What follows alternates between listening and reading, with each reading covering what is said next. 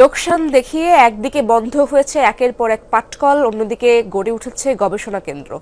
জামালপুরে কর্মসংস্থান হারানো 24,000-এর বেশি মানুষের কাছে এ যেন নিদারুণ পরিহাস।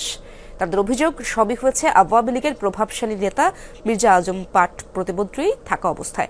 বেসরকারি 6টি জুট মিলের জমি হাতবদল আর টাকা হাতিয়ে নিতেই এই অপকর্ম। পাট ও পাটকল নিয়ে সাগর ফরাজীর ধারাবাহিক প্রতিবেদনের প্রথমটি আজ। যমুনা ইলেকট্রনিক্সের সুপার এক্সচেঞ্জ অফারে একের ভিতর 3 পুরনো বদলে নতুন নিন যমুনা ইলেকট্রনিক্স। পাটকলের শ্রমিক মোহাম্মদ হাবেল চাকরি হারিয়ে এ পেশা ও পেশা ঘুরে অবশেষে থিতু হয়েছেন চায়ের দোকানে। সরিষাবাড়ির মাঝবাড়ি এলাকায় আলা জুট মিলের পাশেই তার বসবাস।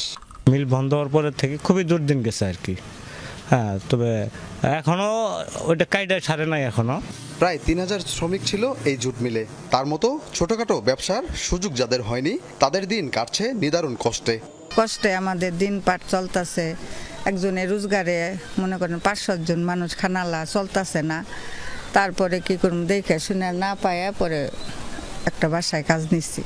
জামালপুরের 2টি উপজেলায় এমন বেসরকারি পাটকলের সংখ্যা 6টি, যেখানে কর্মরত ছিলেন 22,000 শ্রমিক। এছাড়া 11টি ক্রয় কেন্দ্রে 2,000 শ্রমিক কাজ করত। লোকসান দেখিয়ে 2012 সাল থেকে ধাপে ধাপে বন্ধ হয় এসব প্রতিষ্ঠান।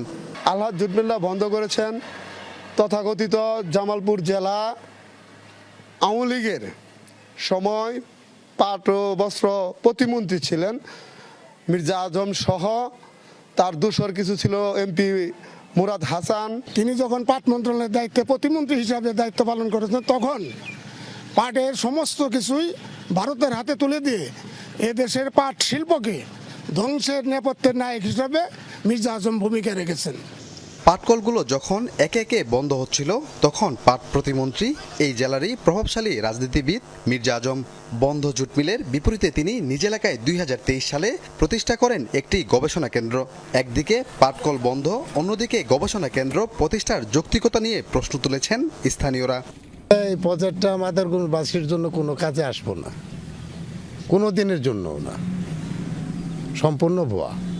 মির্জা আজম মহোদয় যখন পাট প্রতিমন্ত্রী, সে সময় সরিষাবাড়ির 4টি পাটকল একেবারে বন্ধ করে দেওয়া হয়। পাশাপাশি ওনার নিজস্ব এলাকা মাদারগঞ্জের এক নিভৃত অঞ্চলে প্রায় 100 কোটি টাকা ব্যয়ে পাট গবেষণাগার নির্মাণ করা হয়।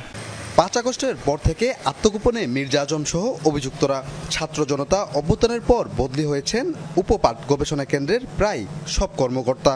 প্রতি বছর আমরা এখানে বিভিন্ন এক্সপেরিমেন্ট, বিশেষত আশু বীজ মৌসুমে পাটের পরীক্ষণগুলো জাত উদ্ভাবন এবং প্রযুক্তি উদ্ভাবনের জন্য আমরা পরীক্ষণগুলো স্থাপন করে থাকি। বন্ধ হওয়া বেসরকারি জুট মিলগুলো চালুর আপাতত পরিকল্পনা নেই মন্ত্রণালয়ের। এক একজন ব্যবসায়ীর এক এক ধরনের প্রবলেম থাকতে পারে। আপনি জুট মিল চালাচ্ছেন, আপনি 5 বছর পরে মনে করছেন যেন আমি জুট মিল চালাবো না, এখন আমি টেক্সটাইল মিল চালাবো। সরকার তো আপনাকে রেস্ট্রিক্ট করতে পারবে না বা নিরুৎসাহিত করার কোনো কারণ নেই। সোনালী আঁশের বিস্তার ঘটানো এই অঞ্চলটি এখন একদমই নিশ্চুপ। দেশের দ্বিতীয় বৃহত্তম এই পাটের উৎসকে আবারও সচল করতে যে সরকারই আসুক না কেন, তাদের কাছে আর্জি জানিয়েছেন স্থানীয়রা।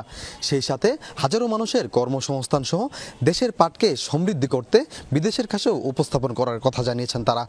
সাগর ফরাজি, যমুনা নিউজ, জামালপুর।